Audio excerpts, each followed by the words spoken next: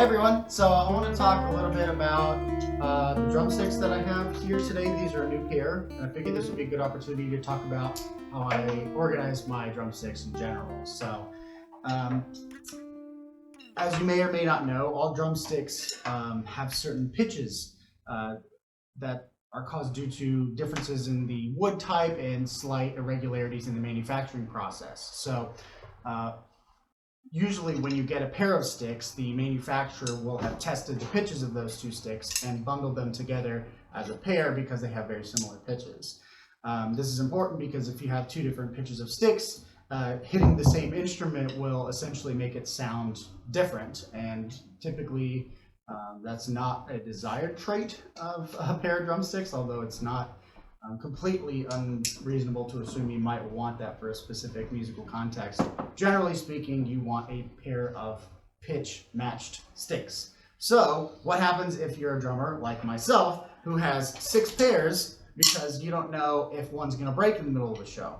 Well, as all of these will have different pitches, it's nice to have a way to signify which two sticks go together as a unit. A lot of people will do this by keeping the sleeve that comes on a pair of drumsticks. It's usually the paper or cardboard sheath, if you will, that holds them together and bundles them. But those fall off all the time, and they're hard to use if you have a stick bag attached to your drums like I do.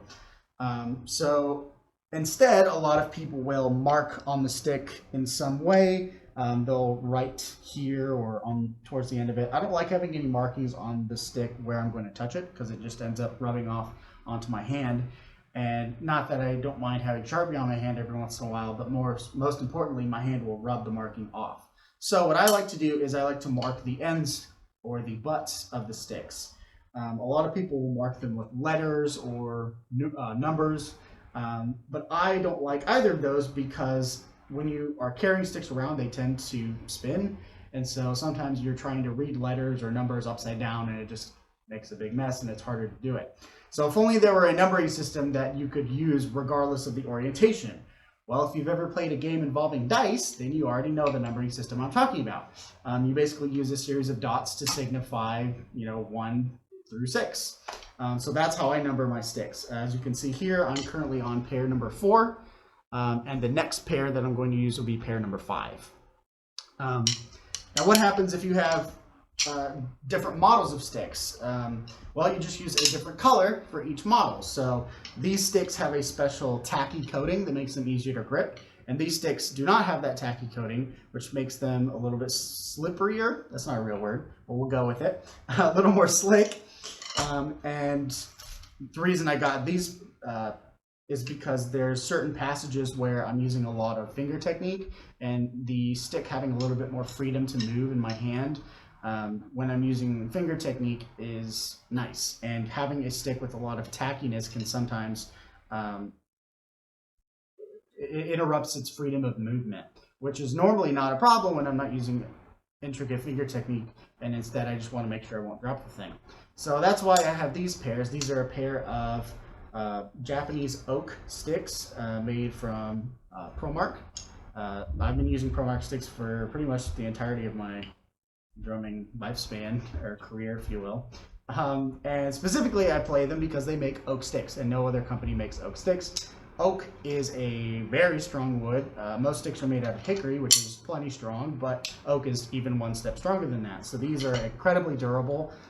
They also break differently. So hickory sticks tend to splinter and fray, whereas oak sticks tend to chip. So it's kind of the difference between if you've ever had like a pair of shoestrings or a nylon rope where you cut the ends off of it and they start to kind of fray out in all directions. That's how a hickory stick will tend to break up, especially around the middle section. If you do a lot of rim shots on your snare drum that involve the rim making contact with the middle of the stick, they will tend to fray, whereas a pair of oak sticks tend to chip. So you have little tiny chunks or flakes of it coming off. So it breaks differently, and in my opinion, when it frays, it makes it harder to hold, especially if you switch from traditional grip to match grip. It makes it a lot more difficult to hold when you have big fraying pieces on a hickory stick versus an oak stick that just chips off, and it basically will reduce itself in diameter, but it won't have these, I guess, splinters, flying off of it.